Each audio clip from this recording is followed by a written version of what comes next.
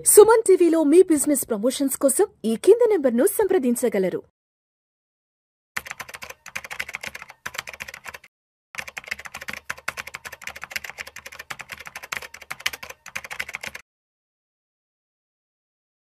నమస్తే, welcome to Vishnu talks. నేను విష్ణు. ప్రస్తుతం నాతో పాటు స్టాక్ మార్కెట్ అనలిస్ట్ హర్ష ఉన్నారు. వారితో మాట్లాడదాం. నమస్తే హర్ష. నమస్తే. Welcome to Vishnu talks and welcome to Suman TV. Thank you. So Harsha, ఈ వీడియోలో కాస్త డీటెయిల్డ్గా గోల్డ్ అండ్ సిల్వర్ ప్రైసెస్ గురించి మాట్లాడుకుందాం. ప్రస్తుతానికి 24 క్యారెట్స్ 10 గ్రామ్స్ అయితే ఆల్మోస్ట్ 1,18,000 క్రాస్ అయిపోయి 1,20,000 25,000 వైపు పరుగులు పెడుతుంది. సిల్వర్ విషయానికి వస్తే కేజీ దాదాపు 1,41,000 42 43 వద్ద పరుగులు తీస్తుంది, ఇంక్లూడింగ్ 3% జిఎస్టీ. ఇప్పటివరకు మనం మాట్లాడుకుంది రిటైల్ షోరూమ్ ప్రైసు. ఎందుకంటారు బంగారం ధరల్లో ఇంత పెద్ద ఎత్తున ర్యాలీ వస్తుంది? అండ్ ఒక్కసారి అసలు లాస్ట్ 3 ఇయర్స్ అంటే దీపావళి టు దీపావళికి బంగారం ధరలు ఎంత పెరిగాయో చూస్తే 2023 దీపావళి అప్పటికి ఆల్మోస్ట్ 17.60 రిటర్న్స్ ఇచ్చాయి. అంటే 17% ప్రైసెస్ రిటర్న్స్ అనేవి ఎక్కువ వచ్చాయి. అండ్ 2024 చూస్తే గోల్డ్లో 41.43% రిటర్న్స్ వచ్చాయి. అండ్ ఇప్పుడు ప్రజెంట్ 2025 సెప్టెంబర్ నాటికి ఆల్మోస్ట్ 45% రిటర్న్స్ గోల్డ్ నుంచి రావడం జరిగింది. ఎందుకంటారు పర్టికులర్గా లాస్ట్ 3 ఇయర్స్ నుంచి గోల్డ్లో ఇంత పెద్ద ర్యాలీ రావడం జరిగింది? సో గోల్డ్ గురించి మనం అర్థం చేసుకోవాలంటే as an investment class just last 3 years కాకుండా ఒక 15 ఇయర్స్ వరకు వెళ్దాం. 2010-11 నుంచి 2020 ఒక డెకెడ్ వరకు గోల్డ్ మీకు ఆల్మోస్ట్ 0 రిటర్న్స్ ఇచ్చింది. లాస్ట్ 1 ఇయర్ గా మనకి స్టాక్ మార్కెట్ ఎలాగైతే 0 ఇచ్చిందో 2010 నుంచి 10 సంవత్సరాలు ఆల్మోస్ట్ గోల్డ్ 0 రిటర్న్స్ ఇచ్చాయి. జనరల్ గా ఏంటి, మనుషుల దగ్గర లైక్ ఇన్వెస్టర్స్ దగ్గర ఉండే డబ్బులు ఎక్కడెక్కడ పెడతారు? ఒకటి వచ్చి బ్యాంక్ అకౌంట్ లో పెట్టుకుంటారు, లేదా రియల్ ఎస్టేట్ లో ఇన్వెస్ట్ చేస్తారు, లేదా గోల్డ్ కొంటారు, లేదా స్టాక్ మార్కెట్ లో కొంటారు. ఎప్పుడైతే ప్రపంచంలో ఎటువంటి అన్సర్టెనిటీ అయినా వస్తే అప్పుడు అందరూ గోల్డ్ మీద ఇన్వెస్ట్ చేయాలని చూస్తారు. అసలు ఏంటి అన్సర్టెనిటీ అంటే, మాక్సిమం డబ్బులు ఇన్ జనరల్ స్టాక్ మార్కెట్లోకి వెళ్తాయి. స్టాక్ మార్కెట్ అంటే ఏంటి? కంపెనీస్, ఆ కంపెనీస్ ఎంత లాభాలు ప్రతి సంవత్సరం తీసుకొస్తున్నాయి, వాళ్ళు వచ్చే లాభాలు బట్టి స్టాక్ మార్కెట్లో స్టాక్ ప్రైస్లు పెరుగుతాయి. అన్సర్టెనిటీ అంటే ఏంటి?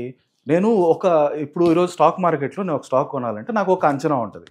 వచ్చే 3 సంవత్సరాల్లో ఈ కంపెనీలో నాకు ప్రతి సంవత్సరం ఒక 20 రూపాయలు లాభం వస్తుంది. ఆ అంచనా వేసుకొని నేను పెడతాను డబ్బులు 100. రేపు సడన్గా ఆ కంపెనీ అమ్మే ప్రోడక్ట్ ఏదైతే ఉందో అది ఇండియా నుంచి అమెరికా అమ్ముతున్నాడు అనుకోండి. అమెరికా వాళ్ళు ఈ రోజు నుంచి రేపటి నుంచి నువ్వు మా కంట్రీలో అమ్మడానికి వీలు లేదు అని అంటే నేను వేసుకున్న అంచనా అతనికి 20 రూపాయలు లాభం వస్తుంది అనేది అది తారుమారు అయిపోతుంది. అదే 10 రూపాయలకు పడిపోవచ్చు, 15 పడిపోవచ్చు, 5 రూపాయలు పడిపోవచ్చు. ఎప్పుడైతే ఇలాంటి తారుమారు సిచ్యువేషన్లు వస్తాయో అలాంటి టైంలో జనాలు స్టాక్స్ మిగతావన్నీ వదిలేసి గోల్డ్ కొనాలని చూస్తారు. ఇన్ జనరల్గా అన్సర్టెనిటీ, ప్రపంచంలో ఎటువంటి అన్సర్టెనిటీ వచ్చినా గోల్డ్ ప్రైజులు పెరుగుతాయి. 2019లో ఎస్పెషల్గా గోల్డ్ ఆల్మోస్ట్ 11 నుంచి 19 వరకు ఒక 9 ఇయర్స్ నార్మల్గా ఉండి 0 రిటర్న్స్ ఇచ్చి అక్కడి నుంచి పెరగడం మొదలుపెట్టింది. 2019లో ఏం జరిగిందంటే అమెరికా చైనా మధ్యలో తారిఫ్ వార్, మన ట్రంప్ ఫస్ట్ టర్మ్లో ట్రేడ్ వార్ మొదలుపెట్టాడు. చైనా మీద తారిఫ్లు, ఈ రోజు నుంచి చైనా నుంచి వచ్చే ప్రోడక్ట్స్ అన్నిటి మీద డబ్బులు 10% ఎక్కువ కట్టాలి, 50% ఎక్కువ కట్టాలి, అలా స్టార్ట్ చేశారు. దానివల్ల అన్సర్టెనిటీ వస్తుంది.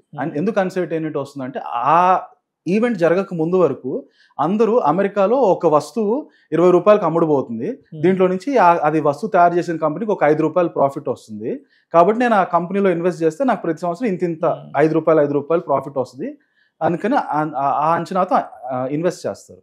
కానీ ట్రంప్ ఎప్పుడైతే తారిఫ్లను అనౌన్స్ చేశాడో ఆ అంచనాలు తారుమారైపోతాయి. ఎందుకు? ప్రోడక్ట్ ప్రైసే మీరు చైనా నుంచి వచ్చే ప్రోడక్ట్ ప్రైస్ మీద రేటు పెంచేసినప్పుడు ఆ కంపెనీ ఆ మొత్తం పెంచిన పెరుగుదలని మార్కెట్లోకి తీసుకెళ్ళలేదు. ఒక అరటిపండు 20 రూపాయలకు అమ్ముతున్నారు, చైనా నుంచి వస్తుంది అనుకోండి, దాని సడన్గా రేపటి నుంచి 25 రూపాయలు అంటే అది అమ్మకాలు తగ్గిపోతాయి. కాబట్టి ఆ కంపెనీ ఎంతైతే తారిఫ్స్లు పెంచాడో దాంట్లో కొంత వాళ్ళ ప్రాఫిట్స్ కూడా తగ్గించుకుంటారు, రేటు తగ్గించడానికి, ఒక 22 రూపాయలు పెంచడానికి. అంటే మిగతా 3 రూపాయలు వాళ్ళ ప్రాఫిట్స్లో తగ్గిపోతాయి.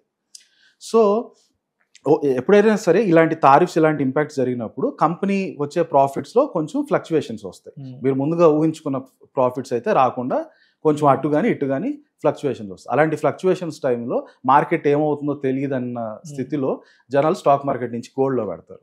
సో 2019లో మొదటిసారి అన్సర్టెనిటీ, ట్రంప్ చైనా మీద తారిఫ్ వారు మొదలు పెట్టాక ఆ అన్సర్టెనిటీ వల్ల జనాలు గోల్డ్లో పెట్టి 30,000 నుంచి 2011 నుంచి 19 వరకు 30,000 గోల్డ్, ఆల్మోస్ట్ ఒక 5,000 అటు ఇటు వెళ్తుంది, 30,000లోనే ఉండి 2019 నుంచి 30,000 నుంచి పెరగడం మొదలుపెట్టింది. 2020లో మనకు కోవిడ్ వచ్చేసింది. కోవిడ్ అనదర్ పెద్ద అన్సర్టెనిటీ. దానివల్ల అసలు కంపెనీలకు వచ్చే లాభాలు మొత్తం నష్టాల్లోకి వెళ్ళిపోయారు ప్రపంచంలో ఉన్న కంపెనీలని. కాబట్టి అది ఇంకో పెద్ద అన్సర్టెనిటీ వల్ల జనాలు ఇంకా గోల్డ్ కొనడం మొదలుపెట్టారు. అలా కోవిడ్ టైంలో ఈ 30,000 నుంచి స్టార్ట్ అయింది, 50,000 దాకా టచ్ అయింది. 2021 నుంచి 2023 మధ్యలో వరకు ఆ 50,000కి అటు ఇటుగా అలాగే కంటిన్యూ అయింది. 2023లో ఏం జరిగిందంటే, ఎస్పెషలీ మన 2022 రష్యా ఉక్రెయిన్ వార్ అప్పుడు అమెరికా ఒక చాలా పెద్ద తప్పిదం చేసింది. అది ఏంటంటే, రష్యా వాళ్ళ యుక్రెయిన్ మీద యుద్ధం కోసం వాళ్ళకి డబ్బులు కావాలి కదా. అయితే రష్యా కొంత సంపద అమెరికన్ డాలర్స్లో ఉంది. అమెరికా వాళ్ళు ఏం చేశారు, అమెరికా యూరోపియన్ నేషన్స్ కలిసి రష్యా ఎక్కడెక్కడైతే డాలర్స్ ఉన్నాయో అది మొత్తం ఫ్రీజ్ చేసేయండి అన్నారు. అంటే రష్యా మళ్ళీ అది వెనక్కి తీసుకునే వీలు లేకుండా చేయడం అనమాట. లాక్ చేశారు. అప్పుడు దాని ప్రభావం ప్రపంచంలో ఉన్న దేశాలన్నిటి మీద పడింది. ఎందుకు? ప్రతి దేశం దగ్గర అమెరికన్ డాలర్లు ఉంటాయి, ఇండియా దగ్గర కూడా ఉంది. ఇప్పుడు రేపు ట్రంప్కి మన మోదీ మీద కోపం వచ్చో లేకపోతే మన మీద కోపం వచ్చో ఇండియాలో ఉండే డాలర్లన్నీ ఫ్రీజ్ చేసేయండి అన్నాడు అనుకో. అంటే అప్పుడు మన దగ్గర ఉండే డాలర్ విలువ 0 అయిపోతుంది. అంటే అప్పుడు కానీ మనం నోట్లు రద్దు చేసినట్టు. ఎగ్జాక్ట్లీ, నోట్లు రద్దు చేసినట్టు అమెరికన్ డాలర్లు మీ దగ్గర నుంచి మేము ఎవరు కొనమని చెప్పేస్తారంటే మనకి చాలా సడన్ షాక్ అయిపోతుంది ఎకానమీకి. ఆ భయం అనేది ప్రపంచంలో ప్రతి కంట్రీ, ఎస్పెషలీ సెంట్రల్ బ్యాంక్స్ కి ఆ భయం అనేది బాగా ఎక్కింది. ఎప్పుడైతే అమెరికా రష్యా $300 బిలియన్ ని ఫ్రీజ్ చేసేయమన్నారు, దానివల్ల ఏం జరిగింది, ప్రపంచంలో ఉండే సెంట్రల్ బ్యాంక్స్ వాళ్ళ దగ్గర ఉంటాయి మాక్సిమం డాలర్స్ కంట్రీలోది. వాళ్ళు ఏం చేశారంటే, ఇక్కడ నుంచి ఇంకా డాలర్లు పెట్టుకుంటే చాలా డేంజరు, ఈ డాలర్లు అమ్మేసి దాంతో గోల్డ్ కొనుక్కోవడం బెటర్ మనకి. గోల్డ్ని అయితే ఎవరు ఆపలేరు, గోల్డ్ నేను ఎక్కడికైనా పోయి అమ్ముకోవచ్చు. అమెరికా నేను డాలర్లు వెనక్కి తీసుకొని అనొచ్చు, కానీ గోల్డ్ అయితే వెనక్కి తీసుకొని అమెరికా అనకపోతే వేరే కంట్రీకి పోయి నేను గోల్డ్ అమ్ముకోవచ్చు. కనుక సెంట్రల్ బ్యాంక్స్ అందరూ కూడా వాళ్ళ దగ్గర ఉండే డాలర్స్ని తగ్గించుకుంటే ఆ డబ్బులతో గోల్డ్ని కొనడం మొదలుపెట్టారు. ఇది ఇంతకుముందు గతంలో ఎప్పుడు అలాంటి సిచ్యువేషన్ రాలేదు. సడన్ గా ప్రపంచంలో ఉన్న సెంట్రల్ బ్యాంక్స్ అందరూ గోల్డ్ కొనడం మొదలుపెట్టారు. దానివల్ల గోల్డ్ ఉండే డిమాండ్ బాగా పెరిగిపోయింది. అది ఆ 2023లో 50,000 దగ్గర నుంచి ఈ రోజు 120,000 దగ్గర రావడానికి the biggest driver in the market. So అసలు 2015 నుంచి దీపావళి టు దీపావళి నిఫ్టీ ఎంత రిటర్న్స్ ఇచ్చింది, అదేవిధంగా గోల్డ్ ఎంత రిటర్న్స్ ఇచ్చిందో చూస్తే 2017 దీపావళి నాటికి నిఫ్టీ 17.63% రిటర్న్స్ ఇస్తే గోల్డ్ 1.15% రిటర్న్స్ ఇచ్చింది. అదేవిధంగా 2018 దీపావళి నాటికి నిఫ్టీ 4.45% రిటర్న్స్ ఇస్తే గోల్డ్ అయితే -4.93% రిటర్న్స్ ఇచ్చింది. అదేవిధంగా 2019 దీపావళి నాటికి నిఫ్టీ 9.7% రిటర్న్స్ ఇస్తే గోల్డ్ 22.68 ఇచ్చింది. అంటే 2019లో ఆల్మోస్ట్ 22% రిటర్న్స్ ఇచ్చింది 2019లో. కరెక్ట్. సో 2020 దీపావళి నాటికి నిఫ్టీ 9.92% రిటర్న్స్ ఇస్తుంది నిఫ్టీ, గోల్డ్ ఏమో 25.56 2020లో. అండ్ 2021 దీపావళి నాటికి నిఫ్టీ 40% రిటర్న్స్ ఇస్తే గోల్డ్ -5.14 రిటర్న్స్ ఇచ్చింది. అండ్ 2022లో నిఫ్టీ అయితే -1, ఆల్మోస్ట్ 0 రిటర్న్, నథింగ్ రిటర్న్స్లో 0 రిటర్న్స్ ఇస్తే గోల్డ్ కూడా 2022లో -7.94% ఇచ్చింది. ఎస్, 2023 నుంచి గోల్డ్ అనేది గేమ్ చేంజర్ అయింది. 2023 దీపావళి నాటికి నిఫ్టీ 10.12% రిటర్న్స్ ఇస్తే గోల్డ్ 17.60 ఇచ్చింది. అండ్ 2024 పోయిన సంవత్సరం నిఫ్టీ 23.97% రిటర్న్స్ ఇస్తే గోల్డ్ అయితే ఏకంగా 41.43%. అండ్ మనం ఇప్పుడు జరుగుతున్న 2025 సెప్టెంబర్ నాటికి నిఫ్టీ అయితే 4% రిటర్న్స్ ఇస్తే గోల్డ్ అయితే ఆల్మోస్ట్ 45% రిటర్న్స్ ఇచ్చింది. ఏంటంటే అంటే ఇంత పెద్ద డిఫరెన్సెస్ ఏంటి అసలు అర్థం కావట్లేదు అసలు. ఎస్పెషలీ లాస్ట్ 3 years నుంచి 2023 నుంచి 2023లో 17 ఇచ్చింది, 24లో 41 ఇచ్చింది, ఈ సంవత్సరం 45 అబౌవ్ ఇచ్చింది కదా. ఎందుకంటారు 23 నుంచి మంచి ర్యాలీ తీసుకుంది gold market? Correct. So gold ఎప్పుడు అలా అంత సూపర్ ర్యాలీ చరిత్రలో ఎప్పుడు రాలేదు. లాస్ట్ టైం చరిత్రలో వచ్చింది ఎప్పుడు అంటే 1970s నిక్సన్ షాక్ అంటారు.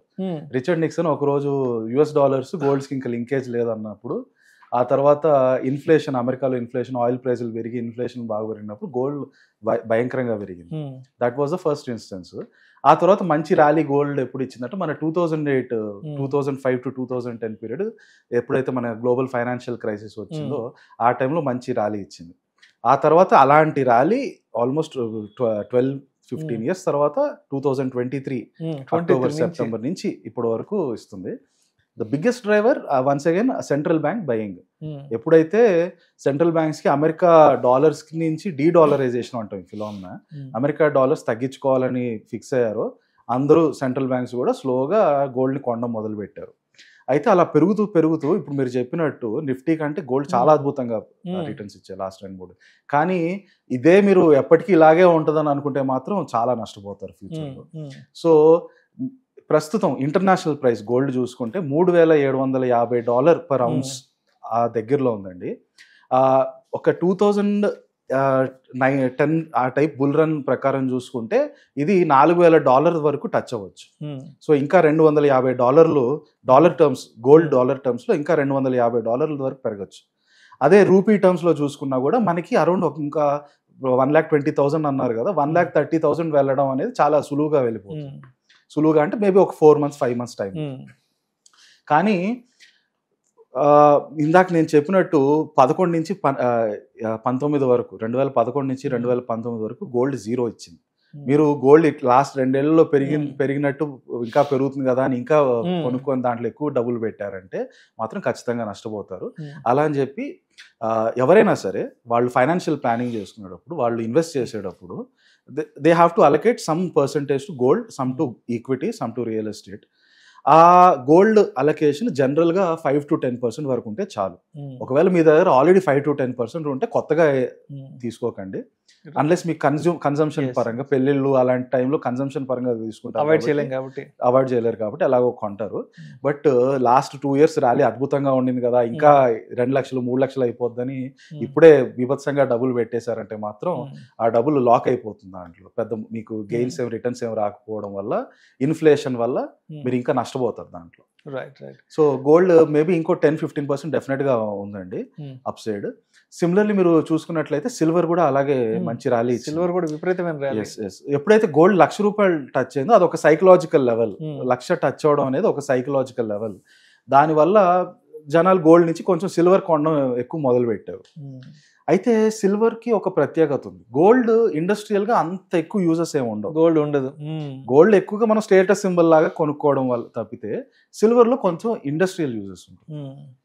ఆ ఇండస్ట్రియల్ యూజెస్ అనేది గత 2-3 ఏళ్లుగా బాగా పెరిగిపోతుంది. దానికి కారణం ఏంటంటే సిల్వర్ ని ఎలక్ట్రిక్ వెహికల్స్, బ్యాటరీస్ వీటన్నిటిలో కూడా వాడతారు. గ్రీన్ ఎనర్జీ సెక్టర్ లో కన్సంప్షన్ ఎక్కువ ఉంది. టెలికాం సెక్టర్, కరెక్ట్, ఎంటైర్ కొత్త ఎమర్జింగ్ సెక్టర్స్ ఏవైతే ఉన్నాయో వాటన్నిటిలో సిల్వర్ వాడకం పెరుగుతోంది. అందుకే మీరు చూసినట్లయితే అమెరికా కూడా సిల్వర్ ని ఒక క్రిటికల్ రిజర్వ్ గా పరిగణించింది కొత్తగా, రీసెంట్ గానే. ఎప్పుడు చేయలేదు అలా. ఈ రీసెంట్ గా చేయడం కారణం ఏంటంటే ఫ్యూచర్ లో మనకి సిల్వర్ చాలా అవసరం ఎక్కువ ఉంది కాబట్టి ఊరికే సిల్వర్ ని బయట దేశాలకు అమ్మకండి, మాక్సిమం అమెరికాలో ప్రొడ్యూస్ చేసే మైన్ చేసే సిల్వర్ ని అమెరికాలోనే ఉంచండి అని చెప్పి దాన్ని క్రిటికల్ గా పెట్టడం జరిగింది. సిల్వర్ లో కూడా గోల్డ్ టైప్ లో సిమిలర్ అప్సైడ్ ఉండొచ్చు. అండ్ ఇంకొక విషయం ఏంటంటే మన రూపీ డెప్రిసియేషన్. సో మన ఇండియాలో మనం కొనే గోల్డ్ ధర ఓవరాల్ గా ప్రపంచంలో పెరిగే గోల్డ్ ధర ఇంటూ అది డాలర్లో నమోదవుతుంది. ప్రపంచంలో ఉండే గోల్డ్ ధర అది రూపీ కన్వర్జన్, రూపీనికి డిప్రిసియేషన్. అంటే మనకి $1 90 దాకా వచ్చేసింది కదా ఇప్పుడు. ఆ కన్వర్జన్తో మల్టిప్లై చేసినప్పుడు ఇండియన్ రూపీస్లో వస్తుంది. మీరు ఏదేదైతే లాస్ట్ 2 yearsలో గోల్డ్ 40%, 45% అంటున్నారో దాంట్లో మన రూపీ కూడా బాగా డెప్రిషియేట్ అయింది. రూపీ డెప్రిషియేట్ అవడం కూడా యాక్చువల్ గోల్డ్ ప్రైస్ పెరగడానికి ప్లస్ రూపీ డెప్రిసియేషన్ అయ్యి ఇంకా ఎక్సలెంట్ రిటర్న్స్ వచ్చాయి. యుఎస్ ఇండియా డీల్ నవంబర్ లోపల జరుగుతుందని గవర్నమెంట్ కూడా అంటున్నారు. ఒకవేళ ఆ డీల్ కనుక సెట్ అయిపోతే డెప్రిసియేషన్ అనేది కొంచెం స్టెబిలైజ్ అయిపోతుంది, మరీ అంత ఎక్కువ డెప్రిసియేషన్ రాకపోవచ్చు. సో గోల్డ్కి ఒక సైడ్ నుంచి ఆ డ్రైవింగ్ ఫోర్స్ కొంచెం తగ్గొచ్చు.